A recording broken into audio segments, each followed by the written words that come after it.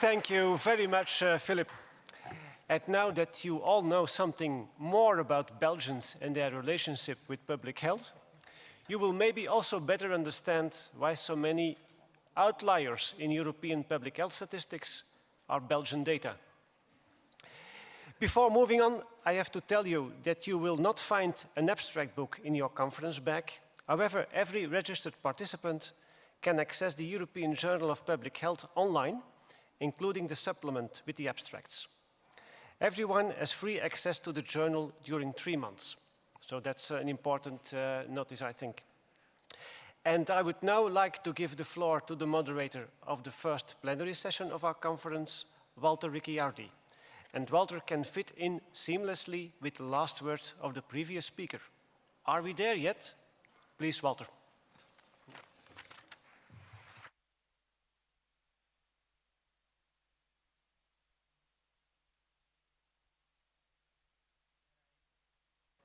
Can I invite the two plenary keynote speakers, Dr. Jakob and Professor Semir Grey, to join me? I really feel honored and privileged to be in such a good company and to start our scientific sessions with the two keynote speakers. Two great persons, two leaders in public health and not only. And I think that we can start with Dr. Jakob. Dr. Jakob was Secretary of State for Health in her home country when Hungary joined. She was active protagonist of that joining. Then founding director of the European Center for Disease Control, and since 2005, regional director for WHO. She's a great friend of public health. I'm really honored to give the floor. Thank you, Susanna.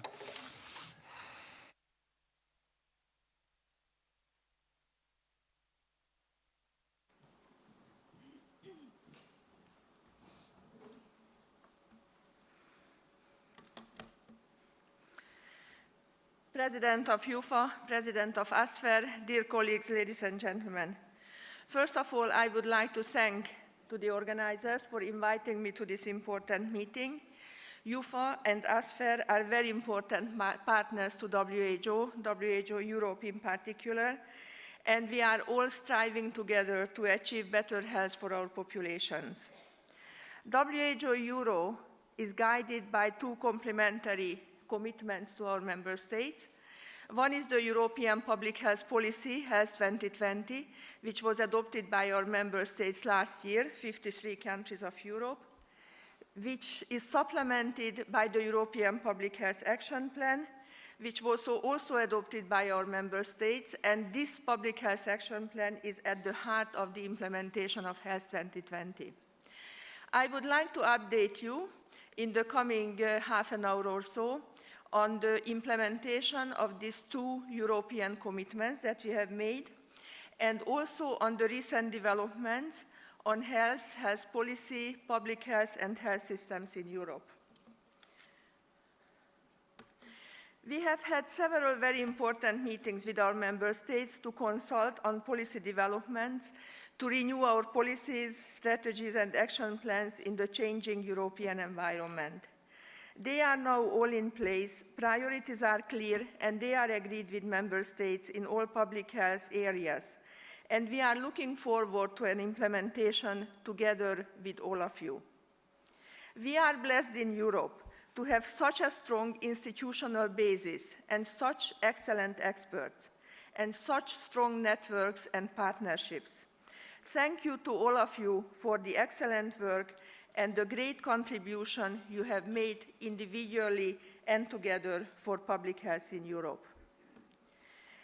As you will see in the upcoming slides, we made good progress in Europe over the last 3 decades to improve the health outcomes in our region. But our region is scarred by inequities. The situation is very worrisome to us policymakers, and therefore, as a response, we developed and our member states adopted the European Public Health Policy Framework, Health 2020, to which Her Excellency, Minister of Health of Belgium, Deputy Prime Minister, has also referred to.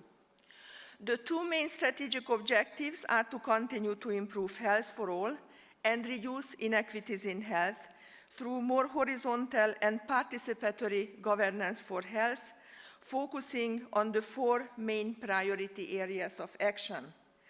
And of course, this policy is not only evidence-based, but also value-driven. The European Public Health Action Plan is at the heart of the implementation with 10 essential public health functions. Health 2020, the European Public Health Action Plan, and all our work that we do in our office constitutes our public health vision. Since then, since 2012, since the European health policy has been adopted, it has been very high on our agenda. And many of the European member states have made strong political commitment. We have been discussing the public health issues also quite a lot with the member states, and we are now also preparing to bring it back to one of the upcoming regional committees for further decisions and commitments on certain aspects of public health. Walter asked me to elaborate a bit on what is our public health vision for the future. So I try to summarize it in one slide. In our public health vision, health is high on the political and social agenda as a core value and public good, which is indispensable to development, and it is an indicator of government's performance. This will, of course, depend on our ability to implement what we know and to advocate for it. The future is also having strong public health workforce and intersectoral public health mechanism. The ability to deliver effectively core functions of public health will be a tremendous asset for societies to deal with the challenges and uncertainties for the future. For sure, the future will be in making prevention a far bigger investment and priority than what it is today.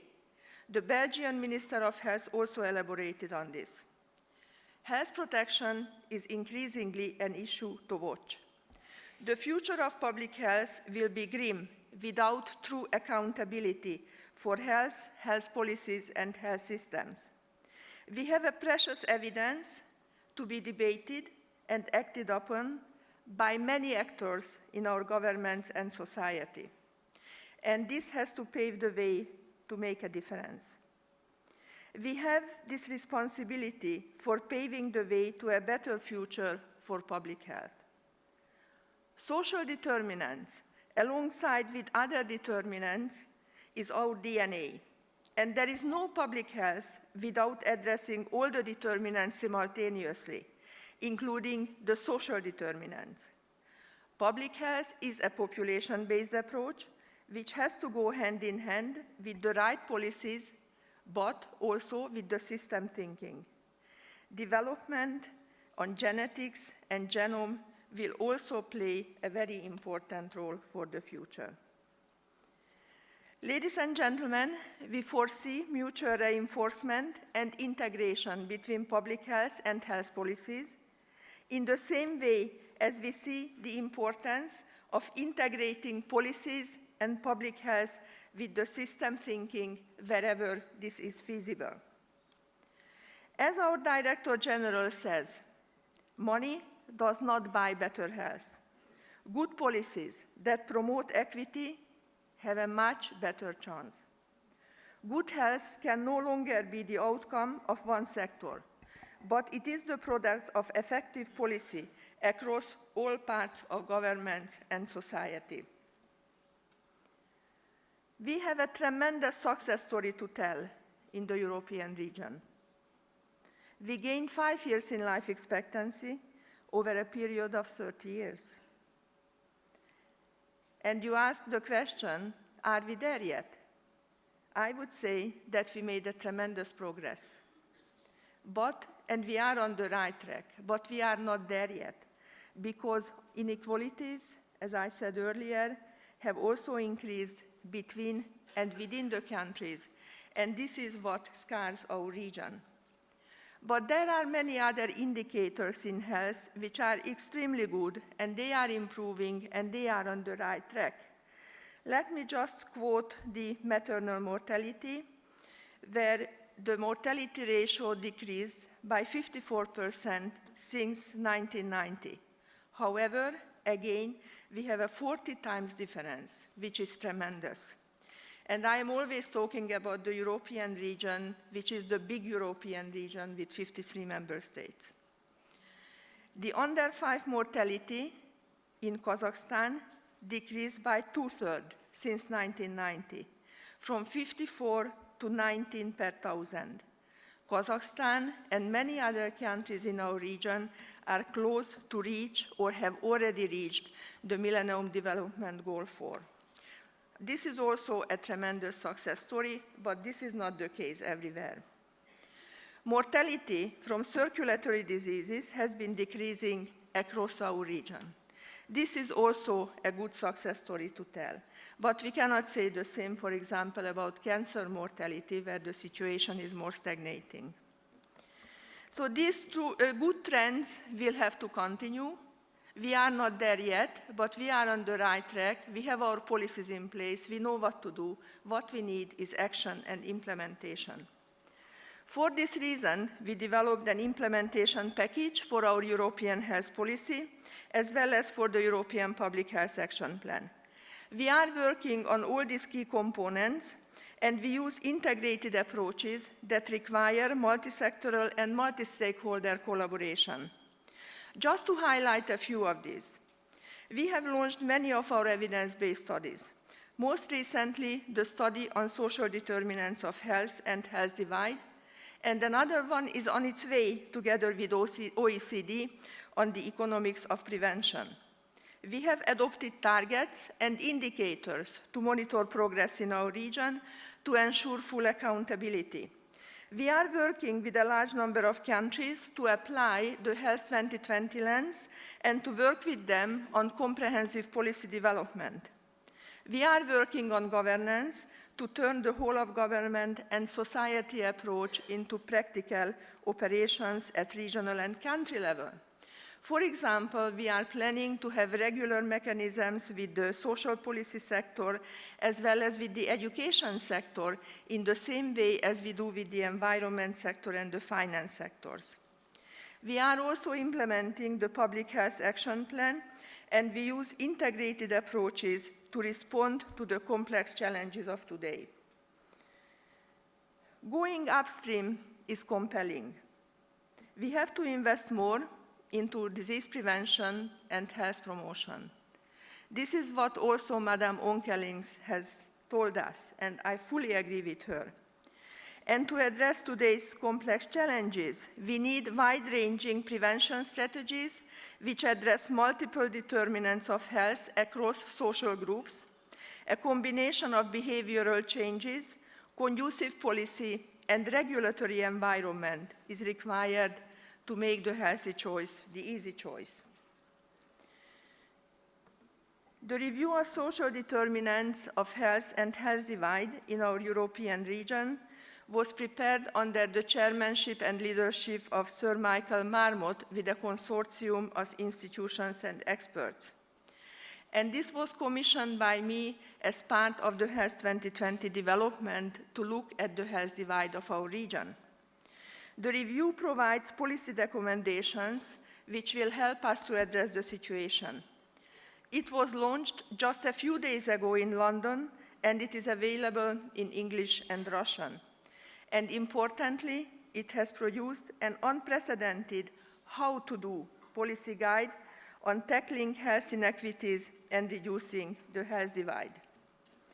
Health inequities are unnecessary. Many times they are avoidable and they are unjust. It is the policies that matter. It is not true that we have to be rich to make a difference. If the social policies that matter, and many of the measures are not necessarily, it is the social policies that matter, and many of these measures are not dependent on the economic growth. The study makes recommendations at 4 levels, as you can see on the slide, in 12 policy areas. Within this comprehensive set of policy recommendations, it strongly advocates for a good start in the life of every child, a comprehensive review of social policy measures, including fiscal policy, as well as employment policy. The key message is that significant progress in reducing health inequalities can be made across all countries, including those with low incomes, with the right choice of policies. In times of austerity, strong and sustained action is needed more than ever. I commend this study to all public health practitioners and everyone wishing to make a difference in this very challenging area. Another study that will be published soon is the OECD study on economics of prevention. As we all know, the current average estimated spending on prevention in our region is around 3%.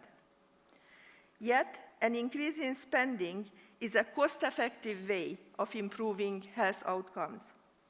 We need to find sustainable approaches to investing in public health so that we can scale up public health services across the region in order to achieve real differences in reducing health inequities and for improving health outcomes. With the current disease burden, we lose 1 to 2% of our GDP per disease every year. And we have many of these diseases, like cardiovascular diseases, cancer, injuries, not to mention the risk factors which fall into the same category. There is a compelling evidence now that there is a return on public health investment over a short and medium term. And this is what I would like to underline, and this is a very important message to our politicians, to invest more into public health because the return is there within a government cycle. The current financial crisis has an important impact on health systems. This has been particularly serious in terms of prevention and public health services. This slide shows that the growth has been reduced by 2.1%. And during the austerity times, it is very important to put the health spending and the cost-effectiveness of the health spending in sharper focus. The Oslo recommendation says that we need to invest more into protecting the funding for priority public health services. Public health services are proven investments that can improve health outcomes at relatively low cost. And also, public health contributes to the economic recovery. And on a positive note, ladies and gentlemen, there are some countries that have increased the investment into public health. Let me just mention Slovakia, which managed to sustain growth in public health substantially in recent years, irrespectively of the financial crisis. They have done so with a view to improve health outcomes, also as a contribution to economic growth, such as through stimulating employment within and beyond the health system. As I said earlier, there is a compelling evidence for going upstream and focusing on prevention, health promotion, other essential public health functions, along with the work on social determinants, as requested also by our regional committee in 2012. This slide illustrates the importance of investing in prevention as well as in healthcare services. It shows that between 50 to 70% of the decline in CHD mortality in a range of high-income countries is attributable to prevention in the form of addressing risk factors, as opposed to medical treatment, which contributes 23 to 47% of the reduced cardiovascular mortality. Then on the issue of the European Public Health Action Plan and where are we with its implementation. Since our last meetings, last UFA conference last year in Malta, we focused our activities on 3 main areas: publications and tools, policy briefings, the development of an operational roadmap for its implementation, which will be discussed at the meeting of the Extended Advisory Group Friday morning here at the UFA conference. During 2013, A number of working group mechanisms and institutional support have been established and set up and settled. For example, in the Russian Federation, we set up a WHO collaborating center, which takes a lead on the work related to health promotion, particularly in the Russian-speaking countries. The Institute takes a lead on capacity building in health promotion in all the Russian-speaking countries, and they have also produced a nice brochure about this. At the same time, the ASFER-led group related to health workforce has developed a toolkit on workforce strengthening at the country level. The group works on developing guidance to education and training within 3 subgroups of professionals. 2 meetings of this group will be convened in the course of this conference to take forward the plans and to launch a flagship course for continuous on-job training of health practitioners in public health. And I know, Walter, that there was a very good preparatory meeting also yesterday with an excellent spirit and good discussions, and thank you for that. We also continue to use the European Public Health Assessment tool to assess policy, capacity, and practice in the member states, to identify priorities for the reforms. And it is very important because these assessments also contribute to the ongoing development and update of national and subnational policies and strategies inspired by Health 2020. So far, we have tested this tool in 20 countries. The work continues, and as a result, we plan to update the tool with feedback from the member states, and we plan to bring the new tool for discussion to the UFA conference next year. We have also made efforts to review the legal and non-legal tools for strengthening public health across the European region. You have seen the result of this mapping exercise, and you can also see that most of these tools exist in Essential Public Health Operation 3, 4, and 6. The policy tools are very important because they provide good evidence that investment in public health is an investment into the future, and it can also bring quick results. And they also very much underline and support the best buys in NCDs. So this work will continue, and we will come back to you in due course when we have more substantial results. The year of 2012 and 2013 have been years of increased momentum across Europe. We mobilized our whole office, many of our partners, to get into action gear to implement not only Health 2020, but upgrade the activities in public health. Already several countries in our region have embarked on Health 2020 initiatives, and I would like to mention just a few of these. Ireland introduced and also launched a whole-of-government approach. You can see the whole government on the top left side of the slide, launching the Healthy Ireland policy. This was something that WHO supported from the beginning, and it was extremely inspiring to have discussions with half of the government every time when we had an event in Ireland. Switzerland launched its own health policy, Health 2020. Lithuania, Latvia did the same. The Southeast European Health Network developed the Health 2020 chapter within the economic growth strategy for the Southeast European Health Network, and the individual countries are doing the same. Ukraine, Turkey, and many other countries in our region have taken up the challenge. And of course, the work has to continue. These 2 years kept us very busy. The coming years will keep us even more busy, both in health policy and public health, but also in health system strengthening. And as I said earlier, what we think is very important is to go ahead with action and implementation, because the knowledge, the evidence, and the policies are now in place. Let me also move very quickly on to health system strengthening.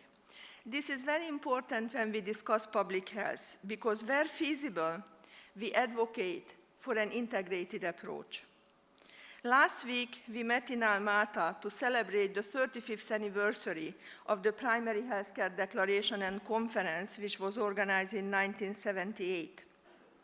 The conference was a landmark event because we agreed to renew the concept of primary healthcare with all the key elements that needs our response today. And let me say a few words about this, as this discussion that we had in Almaty is extremely relevant for your conference. But before I move on, let me just introduce to you Professor Sharmanov, who was the Minister of Health of Kazakhstan in 1978 when we had the Primary Healthcare Conference, and we jointly unveiled a plaque on the building where this historical conference took place. Considering the principles of the Almaty Declaration, the conference debated how to further address the challenges that our societies face today, such as the persistent health inequalities, demographic changes, the disease burden, the unfinished MDG agenda, a rise in the NCDs, and the persistence of some of the communicable diseases. Also, of course, that we are faced with chronicity and and multimorbidities to which primary health care and overall the health system has to respond. Also, citizens' expectations for more personal and responsive care and for universal coverage are increasing. New technologies mean delivery of personal and public health interventions more effectively and efficiently. Hence, traditional approaches based on disease-specific, reactive, episodic, and fragmented interventions are no longer appropriate.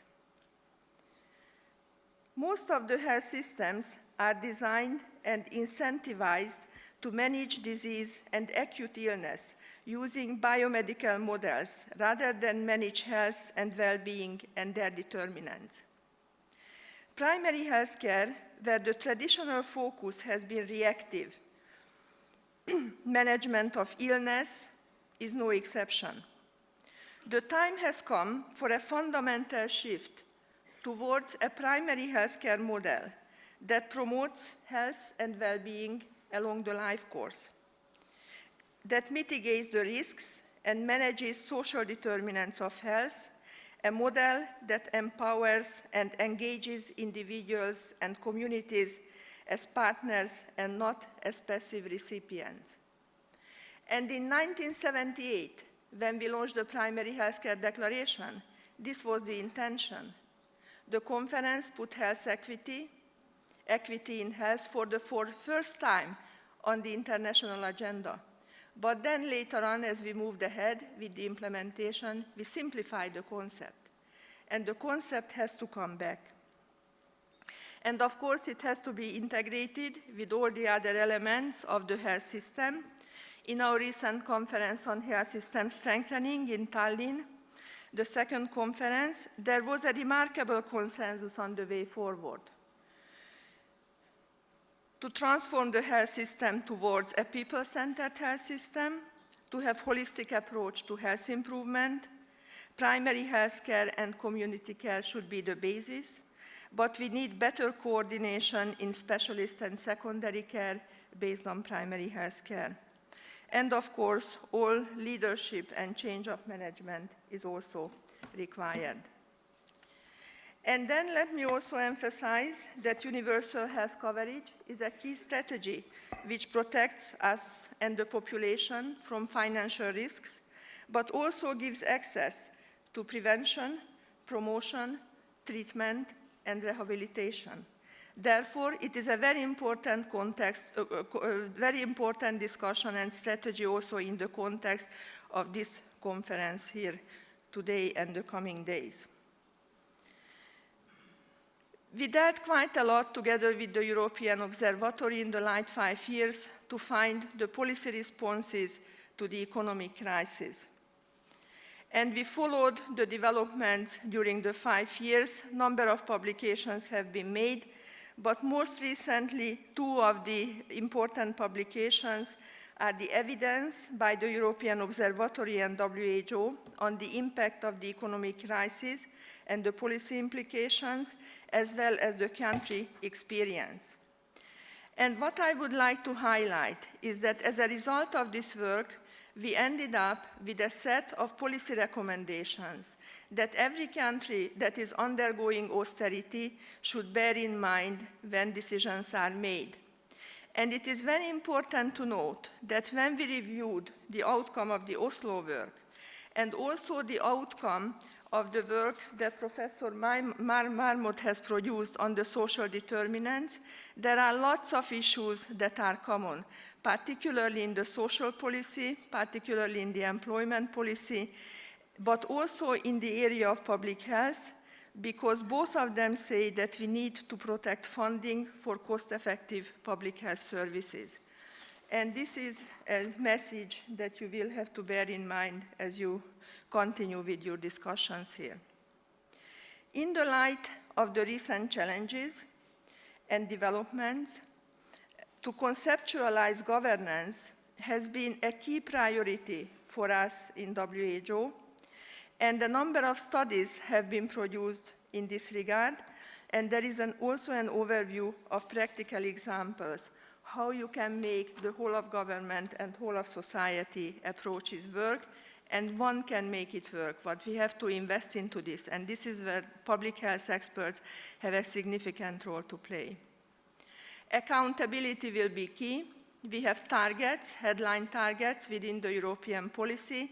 We have developed a set of indicators, and I'm very happy to note that there was full consensus in the regional committee on this, and you will hear more about it in the session that Claudia Stein, our director, will be leading on this. And then finally, ladies and gentlemen, let me say that all this, what we are discussing, is part of the development agenda. We have the MDGs, the Millennium Development Goals, where we made good progress, but we have an unfinished agenda, which we have to finish, and the work has to continue.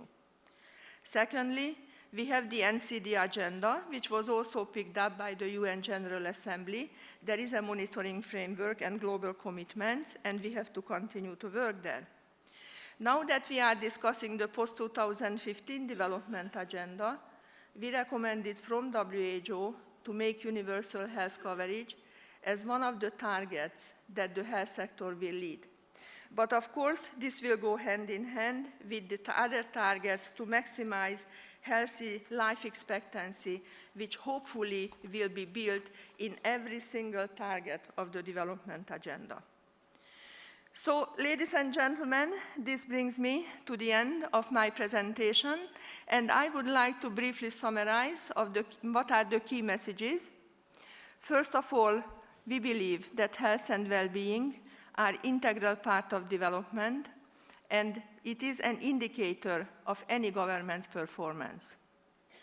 Strong public health is required to respond to the current challenges. The public health vision has been partly renewed. We have to finish this process, and the political commitment is growing across the region for more public health. The momentum is there now. I was very much inspired by the speech of Her Excellency, the Minister of Health of Belgium, but also Commissioner Borg emphasized many times the need for these issues. We also have to agree that the right policies make a real difference. We have to act on social determinants to reduce the inequities in health. For that, we have to have a whole of government and whole of society approach, because many of the activities that we have to do are outside the health sector. We also have to go more upstream and invest upstream. That is required. And health promotion, disease prevention, social determinants, and all the essential public health functions have to be in the forefront of our attention. Integrated approaches are required to respond to the challenges.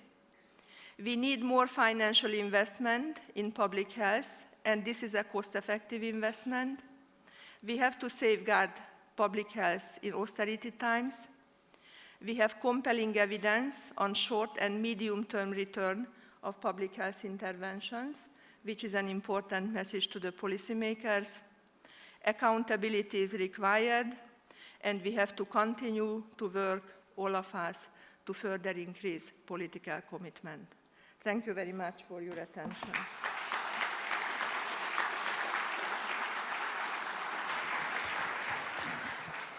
Thank you very much, Susanna, not only for this comprehensive and inspirational talk, but also for what you have done, you are doing, and you will be doing for public health. And our community, I'm sure I can speak on behalf of us very well, is proud to work with you to continue this commitment. And now I'm very happy to introduce you to Sir Muir Gray. Actually, I learned from the web that a week ago he was appointed by an international jury as one of the 50 most influential persons in the healthcare sector and the most innovators. And one judge said he has been working since many years, but he's wonderful, he's still doing stuff. Because essentially, for those of you who are familiar with the Cochrane collaboration, Sir Muir was a co-founder of this.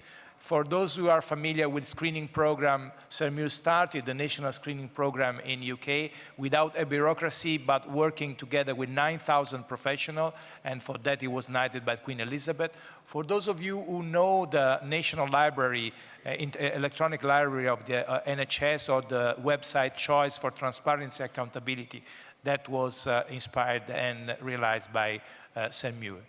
We have asked to provide us with a contribution for public health and the health sectors. So, Sir Muir, the floor is yours. The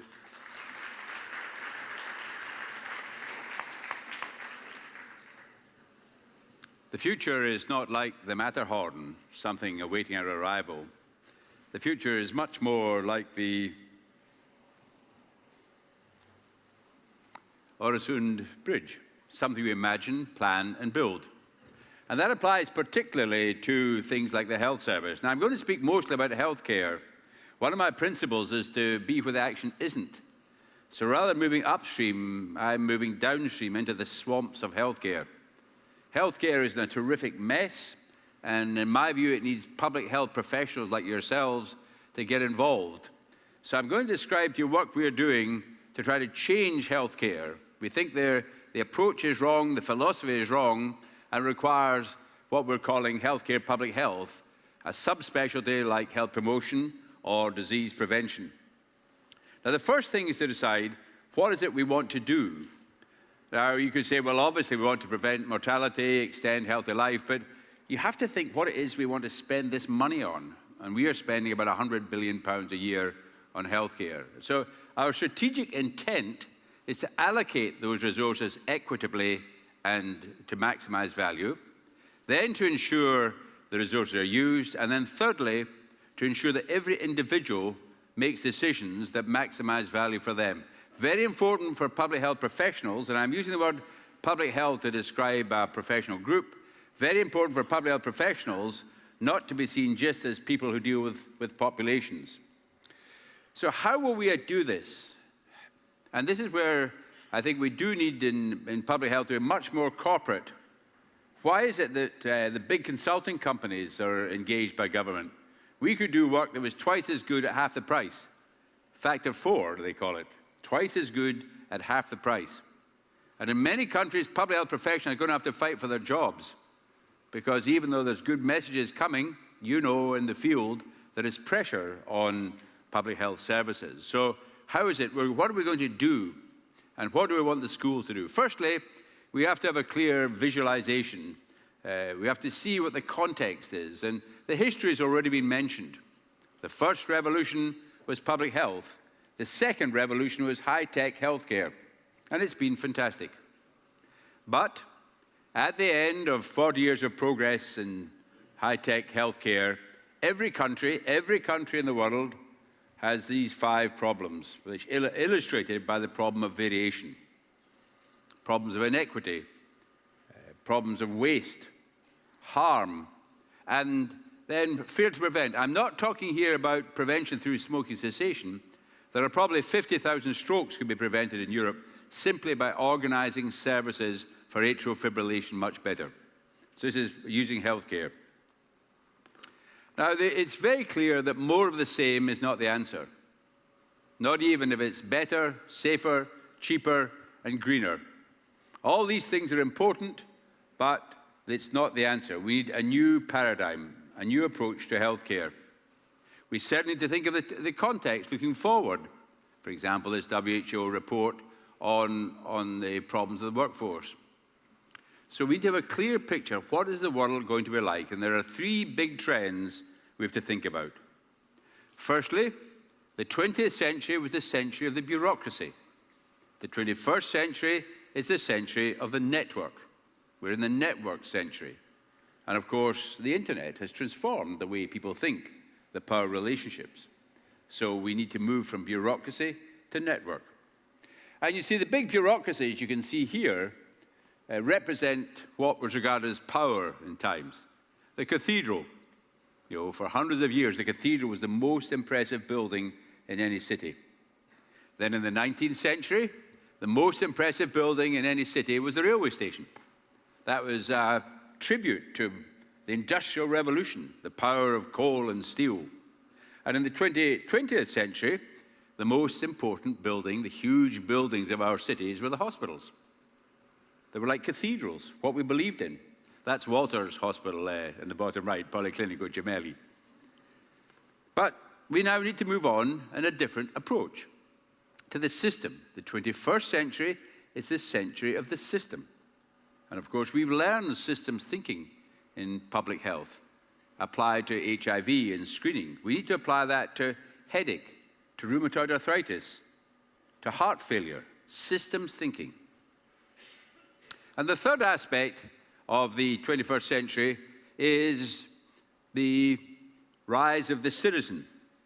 And the citizen is the person who is empowered by this. This is the revolution. This will, e-health has been a problem because putting technology into chaos doesn't necessarily solve the chaos. We have to have systems first. And this is the new power. Citizens, knowledge, and the smartphone. Now, the next stage in a revolution is to destabilize. The process of destabilization of healthcare is, of course, fairly well established. And we have to be grateful to Lehman Brothers for doing that. I said to someone last week, I'm very grateful to Lehman Brothers. They said, oh, did they sponsor you? I said, no, but the fact of life is there is no more money for healthcare. It forces, particularly the doctors, to think in a different way. When the money is growing, my experience in every country has been that the doctors simply want to get their hands on that extra 2 or 3%. But now, if you were clinicians in the room, in addressing groups, I say, ladies and gentlemen, there is no more money. And we'll probably repeat that several times in this meeting because you have to understand that. We published, based on the Venberg, we published atlases of variation. And these are not published as epidemiological papers. These are for emotion. These were written for emotion, to bring about change in the way people feel. Not how they think, but how they feel. We publish them in paper, so there's text on one side and a picture on the other. The internet is wonderful, but paper is still very important for revolutionary documents. When the orthopedic surgeons told me they wanted more money for knee replacement, I said, well, where's that 50-fold difference in knee ligament repair? Where does that come from? These are population-based data. Oh, the quality is fine. I know the quality is high, but these are population-based. These are value. So you have to have the population. That's what public health professionals can bring, is the population perspective. The 20th century was the century of quality. The 21st century is the century of value. And here's the picture from Equity. They said we need more money for hip replacement. I said, but look at this. Look, people from the poorest areas are getting 1/3 of the hip replacements of people from the wealthiest areas. Again, you have to have the population approach to do that. This is the public health professional contribution. This is us getting involved with high-tech healthcare. You see, these are the questions that bother me. These are population healthcare questions, and we cannot answer these in England, so it's no different. But is epilepsy care in Lazio better than in Wales? Don't know. Is care for rheumatoid arthritis better in Madrid or Paris? Don't know. We can tell you if it's better quality in the hospitals, sometimes, but these are not the important questions. The important questions are population-based questions. This is population healthcare. But the next thing is to change the language. In a revolution, you're trying to control how people think. I always say in the health service, I don't want to manage health people, I just want to control how they think. Not what they think, but how they think. So new language is necessary. So we've actually banned the words primary and secondary care, because in England, as in many countries, they've sort of, they're power blocks. Acute and community. Outpatients. 19th century, ban it.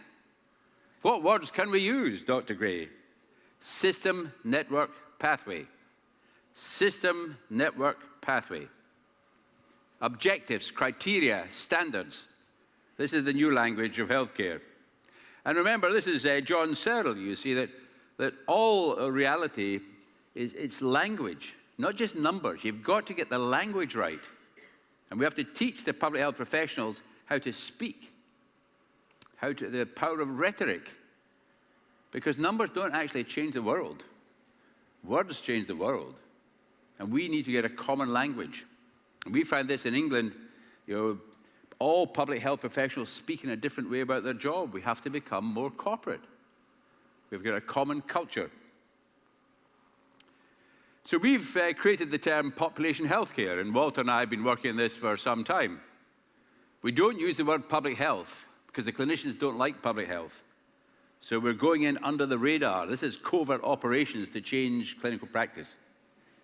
The mission of population healthcare is to increase value and equity by focusing on symptoms like pelvic pain or breathlessness, on conditions like arthritis or epilepsy, or on subgroups of the population with a common characteristic, like homeless people or elderly people with frailty. So it doesn't deal with hospitals or specialties or technologies. They have to follow what we do in saying, how are we spending the money on, for example, £5 billion on musculoskeletal disease? And this is the key concept, and this is value. And the three types of value, firstly, allocative value. Now, we've never had to decide this before. It's just happened that we spend £4 billion on gastrointestinal, £5 billion on respiratory, and £7 billion in cancer. But what we're doing is we're getting the clinicians. So imagine this is a respiratory conference, and I'm saying to you people, you're spending £5 billion. Have you got the balance right between asthma, bronchitis, and sleep apnea? You have to decide. You're the stewards of the resource. Stewardship, the concept of intergenerational equity, of holding something in trust. If you make a mess of the health service, don't point so much, my wife says, why not? I say, if you make a mess of the health service, it won't be there. Governments will find some other solution. Insurance companies or private practice or I don't know what. You have to manage it now. Be responsible. Take responsibility. And then within the spending on COPD, should you not spend more money on smoking cessation and rehabilitation? Yes, our respiratory physician said that's what they did. So the second type of value is technical value, outcomes related to costs. Not quality, outcomes. We have to have outcomes. And I'm just going to show you this. I'm sure, well, I'm interested to see how many of you are familiar with this. I've never met a clinician who's seen this picture. As you put more money into healthcare, the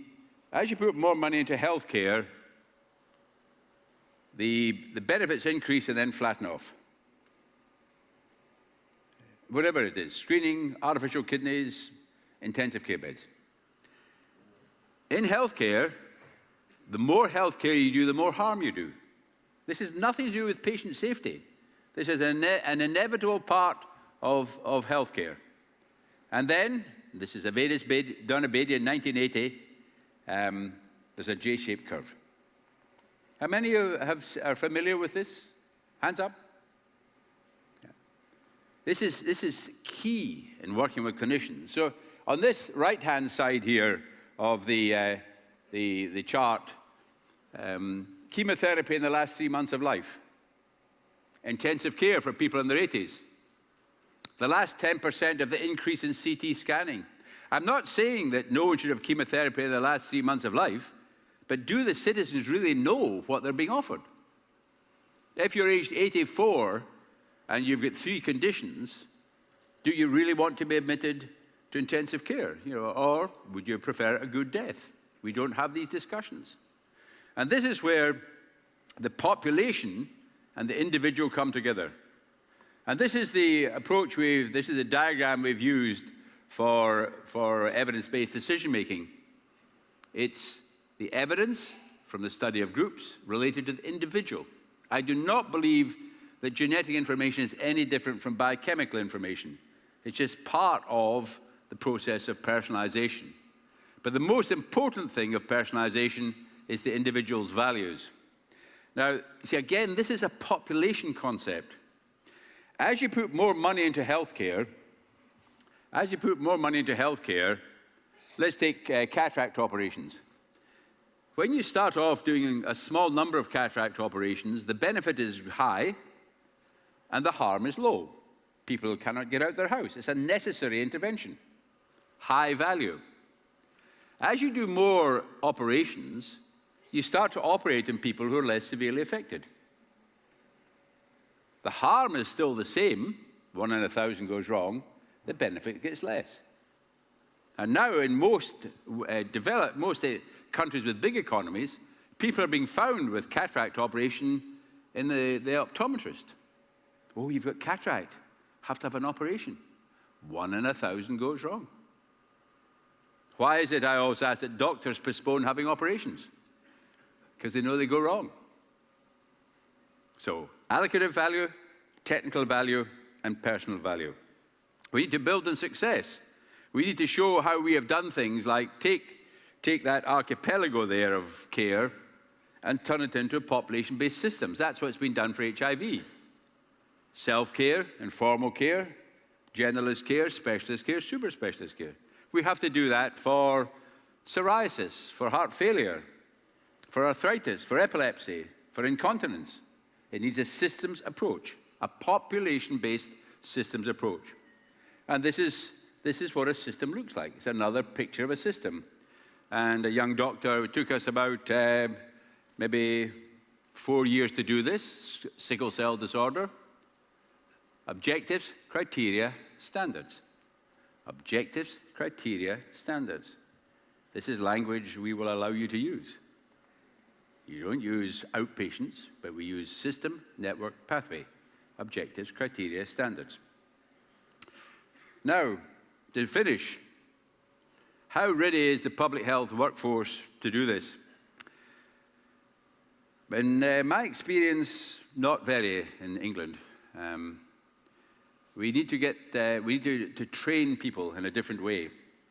Now, it may be that the workforce should spend its time in health promotion and disease prevention, but I believe it's vitally important for public health professionals to be involved in healthcare.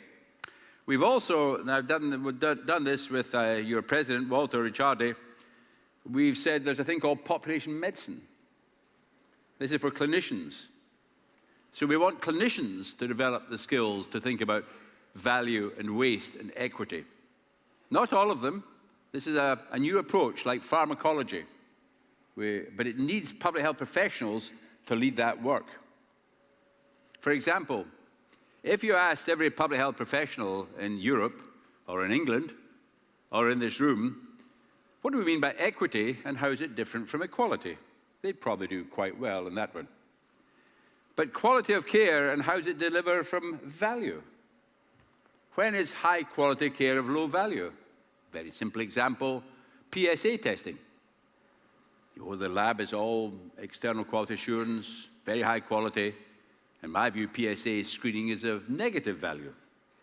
So we have to talk about the relationship between value and quality. about preference-sensitive decision-making by individuals. So it's a new set of skills for public health. And I usually finish up with this picture. You see, what we're trying to do in healthcare is too complex for either a bureaucracy or a market. It requires a complex adaptive system. And the best example of the complex adaptive system is the ant colony. You know, the ants aren't competing as individuals. The worker ants and the soldier ants, like the general practitioners and the specialists, aren't competing with one another. They're working together. That's what we have to do. So, as I said, much of my professional career, I've tried to be where the action isn't, not where the action is. It's very, very important that we are where the action is on the social determinants of health. It's great that WHO and Michael Marmot are doing. But healthcare has lost its way. More of the same is not the answer. The approach we need is we've called population healthcare, and we need public health professionals to tackle it. Thank you very much.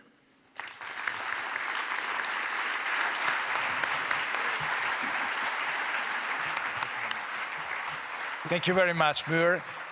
I think this afternoon we have learned a lot, we have been inspired. I think that public health has a bright future if we go on, if we keep this momentum, if we take on these new challenges.